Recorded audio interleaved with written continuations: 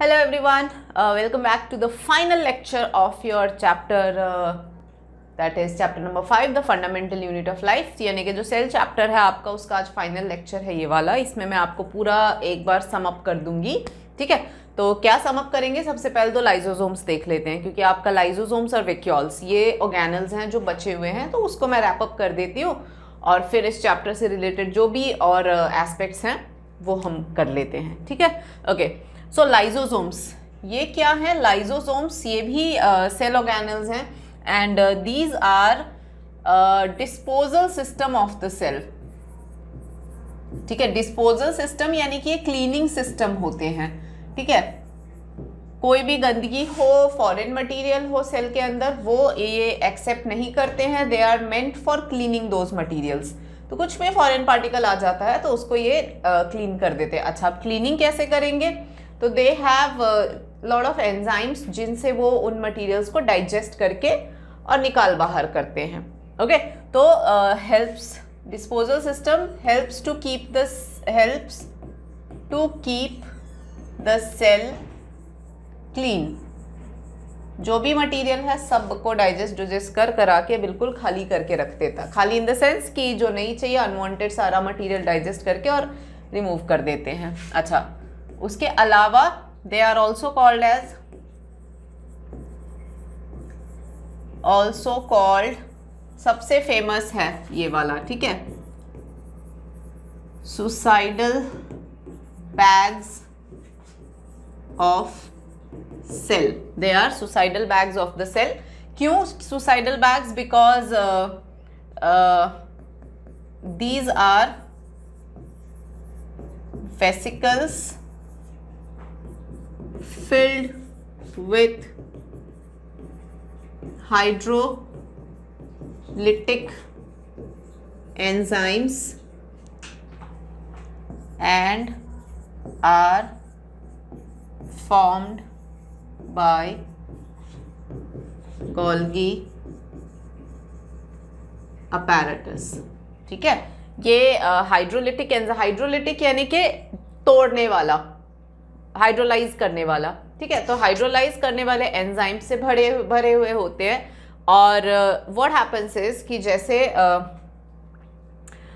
एक वेसिकल जैसा होता है छोटा सा, गोल्गी अपैरेटस एक्चुअली लाइजोसोम्स को क्रिएट करते हैं। ये ध्यान रखना आपको, ठीक है, क्योंकि गोल्गी याद है सारे प्रोटीन्स गोल्गी बना के भेजते हैं, मतलब बनता राइबोसोम पे है, but remember storage, packaging, modification ये काम गोल्गी करते हैं।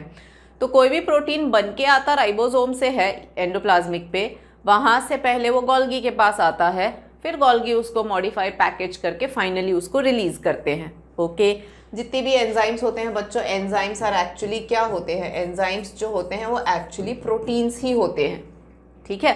तो since enzymes are proteins only, यानी बन के कहाँ से आए? राइबोसोम से। मैनेज किसने किया? मतलब पैकेजिंग, मॉडिफिकेशन, स्टोरेज ये किसने किया? गोल्गी ने। करने वरने के बाद में एक वेसिकल के अंदर इनको पैक करके रिलीज किया, वही लाइजोसोम है, ठीक है। तो वो लाइजोसोम आ गए। अब उसमें सोचो इतने भयानक एंजाइम्स भरे पड़े हैं जिनका काम है, एंजाइम्स का काम होता है चीज़ें जो है उनको डाइजेस्ट करके तोड़ ताड़ के बिल्कुल छोटे पार्टिकल्स में कन्वर्ट करना, जो काम ये एंजाइम्स करते हैं।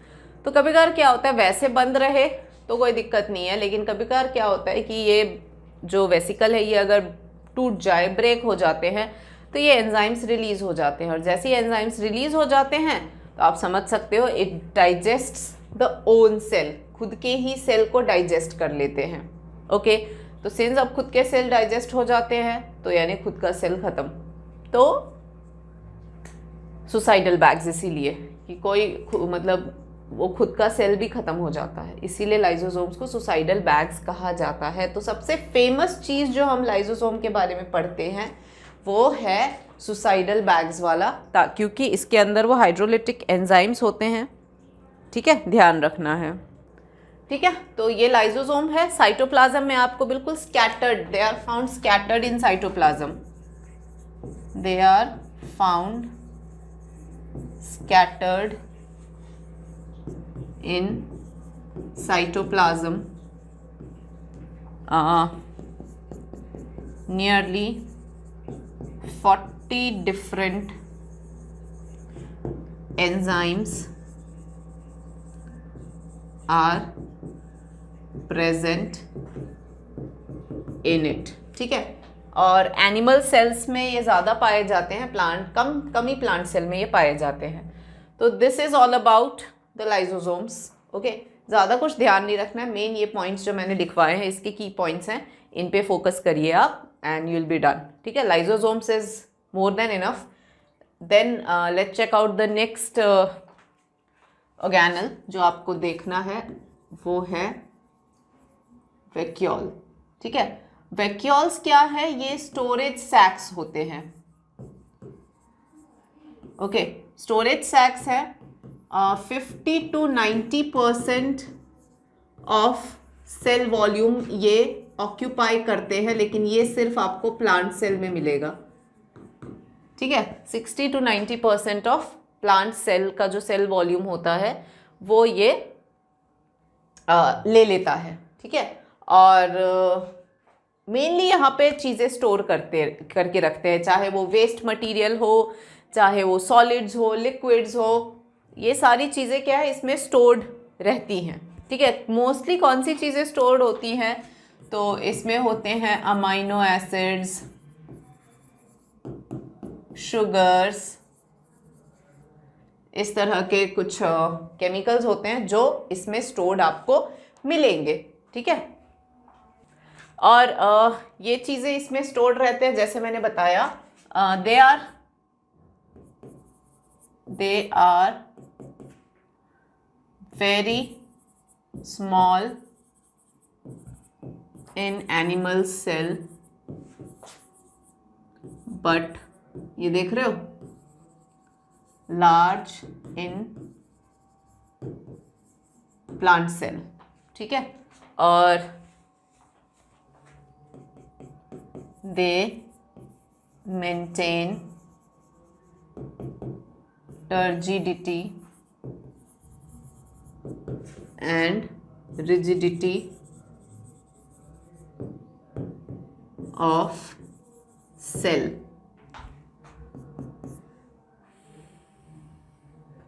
In amoeba,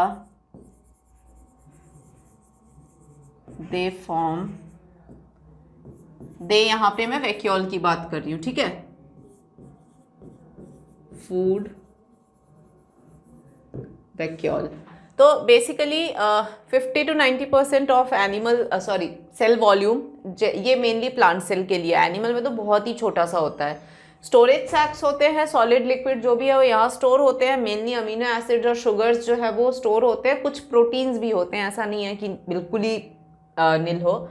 एंड स्मॉल में एनिमल सेल में स्मॉल हो गया, ये मैंने बता दिया। एंड टर्जिडिटी एंड रिजिडिटी, क्योंकि यहाँ पे फ्लूइड भरा रहता है तो सेल को टर्जिड यानी फूले हुए कंडीशन, एकदम होता है ना सोलन कंडीशन, तो वो टर्जिडिटी, रिजिडिटी यानी थोड़ा सा दमदार, तो वो बना के रखता है। और अमीबा में तो फूड वैक्यूल फॉर्म होते हैं, जैसे कि अमीबा थोड़ा सा ऐसा होता है ओरिजिनल, लेकिन जब इसको खाना होता है तो मैंने आपको पढ़ाया था ना, इसका स्यूडोपोडिया फ्लेक्सिबल होता है एंड दे फॉर्म स्यूडोपोडिया, और यहाँ पे फूड पार्टिकल अंदर लेता है। जैसे ही फूड पार्टिकल अंदर लेता है ना बच्चों, ये इस तरीके से, ये देखो, this is the food vacuole, ये बन गया फूड वैक्यूल, ठीक है। This is the food vacuole, और इस तरीके से अमीबा में ये रहता है। और इसके मेम्ब्रेन का नाम है tonoplast. It is the membrane that surrounds the vacuole, ठीक है। तो ये हो गया टोनोप्लास्ट, तो this is your vacuole. So basically whatever is there in your book वो मैंने एक्सटेंसिवली आपको करवा दिया है in terms of cell organelles. इसके अलावा कुछ और सेल ऑर्गेनल्स होते हैं जो सेल के साइटोप्लाज्म में स्कैटर्ड पाए जाते हैं, उनको मैं अलग से कलर से यहाँ लिख देती हूँ। एंड दे आर पेरोक्सीसोम्स मिल जाएंगे, ठीक है। इसमें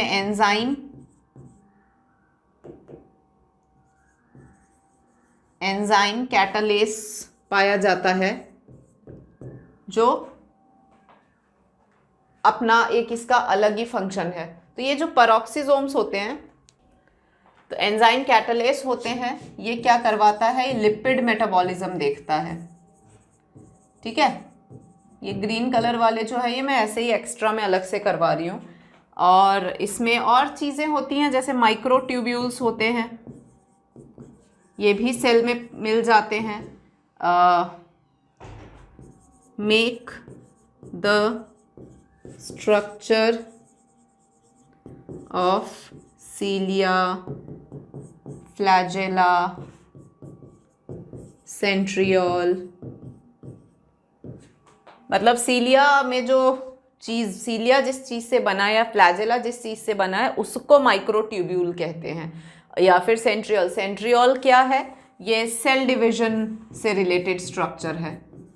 तो अभी इनके बारे में इतना ज़्यादा जानने की ज़रूरत नहीं है, अभी तो बस इतना समझ लो, centriole is a structure related to cell division. तो सेल डिवीजन कराना है तो सेंट्रियोल का होना ज़रूरी है, और वो सेंट्रियोल इन माइक्रोट्यूब्यूल से बनता है।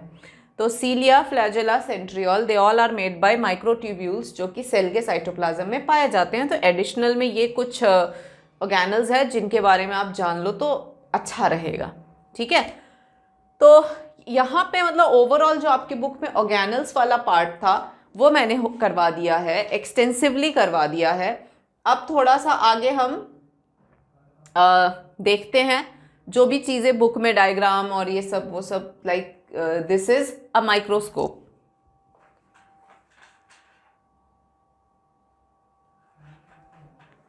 ठीक है, so this is a microscope. Microscope का ये आपको थोड़ा सा स्ट्रक्चर देख लो। ये जो माइक्रोस्कोप में ऊपर से हम देखते हैं ना यहाँ पे, this is called eyepiece. ये निकल जाता है, यूं ऐसे करके डालने पे ये निकल भी जाता है। मतलब हाथ में मैं निकाल के इसको लेंस वेंस क्लीन करके वापस लगा देती हूँ, तो ऐसा है, इट इज़ ईजिली एडजस्टेबल। फिर इससे हमें क्या है, कोर्स एडजस्टमेंट बोलते हैं। इससे हम माइक्रोस्कोप, जब कोई भी स्लाइड, हम ये स्टेज है, तो स्टेज पे जब हम कोई भी स्लाइड रखते हैं यहाँ पे, जैसे कि ये स्टेज की क्लिप्स हैं, स्लाइड रख के इन क्लिप्स से स्लाइड को फिक्स कर देते हैं। तो माइक्रोस्कोप समझ लो, क्योंकि सेल्स पढ़ रहे हो आप, सेल्स को माइक्रोस्कोप में ही देखेंगे, तो माइक्रोस्कोप कैसा होता है ये है अभी फ़िलहाल मैं वो समझा रही हूँ। तो आपके लैब में भी मिलेगा आपको, ये सिंपल कंपाउंड माइक्रोस्कोप है। ठीक है, this is a simple compound microscope, या फिर इसको लाइट माइक्रोस्कोप भी कहते हैं, क्योंकि ये लाइट की वजह से चलता है। मतलब this microscope only works when light is available. मतलब लाइट माने वो वाला लाइट नहीं, लाइट यानी कि नेचुरल जो लाइट आती है, क्योंकि वो जो मिरर है ना, ये मिरर लाइट देख रहे हो यहाँ से आ भी रही है, ऐसे रिफ्लेक्ट करती है लाइट को, उस लाइट के यूज़ से ये ब्राइटनेस आती है। और ये जो लेंसेस लगे हुए हैं, ऑब्जेक्टिव लेंस, इससे वो क्या करता है, वो इमेज का वो सेटिंग करता है, मतलब मैग्नीफाई कितना करना है। जैसे 10x का है, 45x का है। 10x जो है वो 10 गुना मल्टीप्लिकेशन या मैग्निफिकेशन देता है, 45x 45 गुना मैग्निफिकेशन देता है, ऐसा। तो बेसिकली सबसे पहले स्लाइड लो, इस स्टेज पे ऐसे फिक्स करके, स्टेज क्लिप्स जो होती हैं, ये रहे क्लिप, तो इन क्लिप्स से स्लाइड को फिक्स करो, कर दिया। आई पीस को थोड़ा क्लीन कर लो, निकाल के लगाओ। अब यूँ देखो, फिर कोर्स एडजस्टमेंट से पहले घुमाओ। उससे क्या होता है, उससे हम जब मैग्नीफाई कर रहे होते हैं तो क्लैरिटी जो होती है, मतलब किस पोजीशन पे हमें दिख रहा है, वो उस पे ले आओ।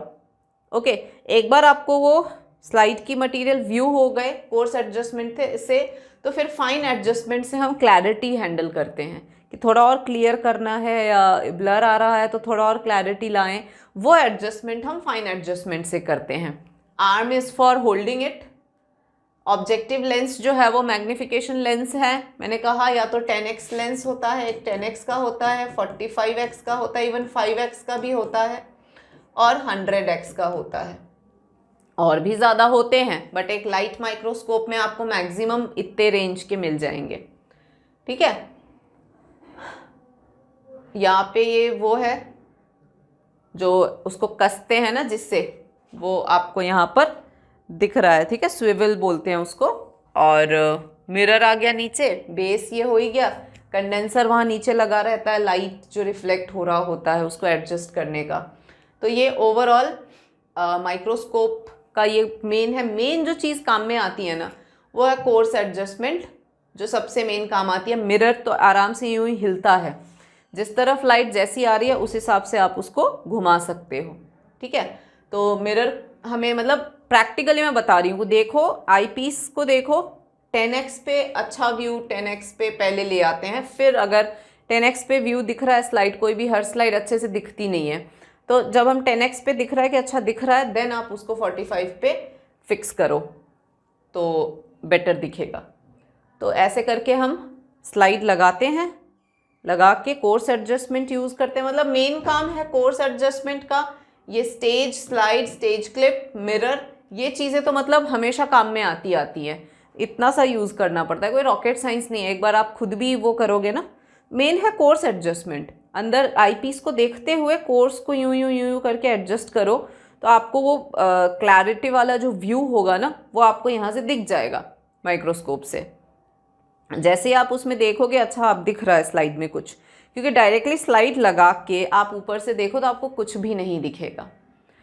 फिर जब आप कोर्स एडजस्टमेंट करोगे तो आपको खुद ही दिख जाएगा, ओके। जैसे आपको दिखेगा उसके बाद में फाइन एडजस्टमेंट से बस क्लैरिटी एडजस्ट करो और उसके बाद में ऐसे, ठीक है।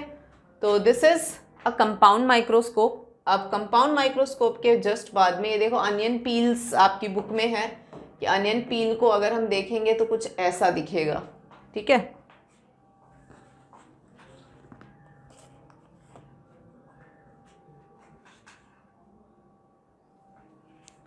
तो ये अनियन पील के सेल्स हैं जिसमें से ये सारे सेल्स हैं और ये दिखते हैं, ऐसा नहीं है कि नहीं दिखते हैं। आप पील लो, कैसे हम करेंगे, टेक अनियन पील या कोई भी सेल और एनी लीफ पील, ठीक है। उसके बाद में माउंट ऑन अ स्लाइड, उसके बाद में स्टेन विथ, जनरली हम सैफरन यूज करते हैं, सैफरन पुट कवर स्लिप। हालांकि मैंने बहुत शॉर्टकट मारा है, एक्चुअली क्या करते हैं, पील लिया, स्लाइड पे रखा और माउंट करा स्लाइड पे, उसके बाद में सैफरन डाल के, और एक्स्ट्रा स्टेन, बहुत ज़्यादा स्टेन करोगे तो बिल्कुल ही डार्क रेड हो जाएगा, कुछ नहीं दिखेगा। तो सैफरन डाल के फटाफट से एक फिल्टर पेपर, ब्लॉटिंग पेपर आता है, उससे एक्स्ट्रा स्टेन रिमूव करते हैं। फिर उसके ऊपर ग्लिसरीन डालते हैं, ग्लिसरीन डाल के कवर स्लिप डालने का भी एक अपना तरीका होता है। तो ऐसे करके एक स्लाइड बनाई जाती है, टेम्परेरी माउंट बोलते हैं उसको।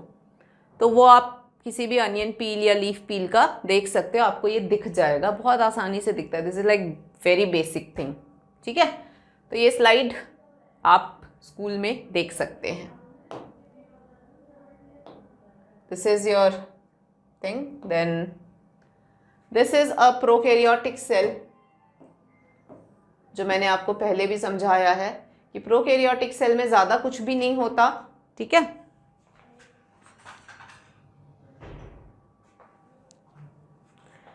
प्रोकैरियोटिक सेल में ज़्यादा कुछ नहीं होता। एक ये बीच का ये डीएनए वाला रीजन है, बीच का ये डीएनए वाला रीजन है जिसको न्यूक्लियोइड बोलते हैं, ठीक है। ये वाला पार्ट जो है ये न्यूक्लियोइड का पार्ट है। डीएनए ओपन है, मतलब अंदर कुछ भी नहीं है, मतलब सब कुछ खुला है। न्यूक्लियर मेम्ब्रेन नहीं, न्यूक्लियस नहीं, याद रखना। प्रोकैरियोटिक सेल है ये फ्लैजेला निकले हुए हैं, राइबोसोम स्कैटर्ड हैं जगह जगह पे, ठीक है। ये प्लाज्मा मेम्ब्रेन है, कैप्सूल भी मिल जाएगा। तो ये एक बैक्टीरियल सेल बोल सकते हो आप, ठीक है। प्रोकैरियोटिक बैक्टीरियल सेल जिसमें कुछ भी नहीं होता, no membrane bound organelles, no nucleus, no nuclear membrane, only single chromosome. These are the features of a prokaryotic cell, ठीक है। और this is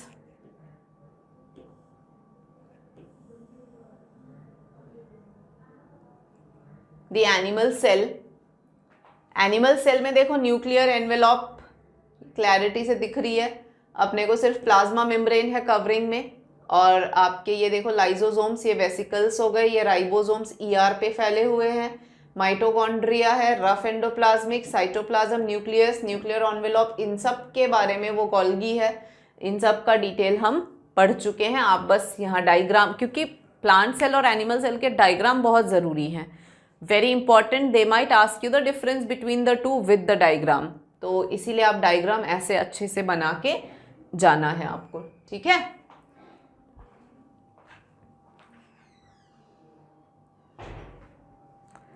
So this is an animal cell and this one is plant cell। अब दोनों में देखो, जो animal cell था उसमें सेल वॉल नहीं थी,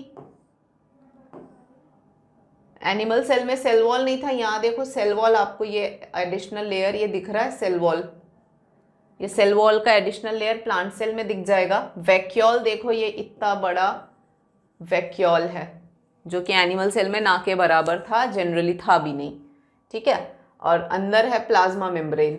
बाकी तो सारी चीज़ें वही हैं, लेकिन ये है कि वहाँ न्यूक्लियस जो था, यहाँ देखो न्यूक्लियस बिल्कुल सेंटर, ऑलमोस्ट सेंटर में है, और बाकी की ऑर्गेनल्स पूरे में प्रेजेंट है।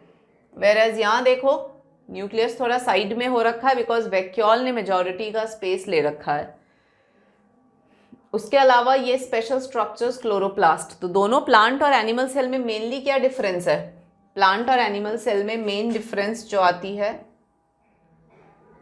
वो है, थोड़ा सा लिख लेते हैं हम क्योंकि ये आता है बच्चों। So a plant cell and animal cell, मैं शॉर्टकट में लिख रही हूं, सेल वॉल प्रेजेंट, यहां पर एब्सेंट, बिल्कुल शॉर्टकट मार रही हूं मैं। क्लोरोप्लास्ट प्रेजेंट, यहां पर एब्सेंट।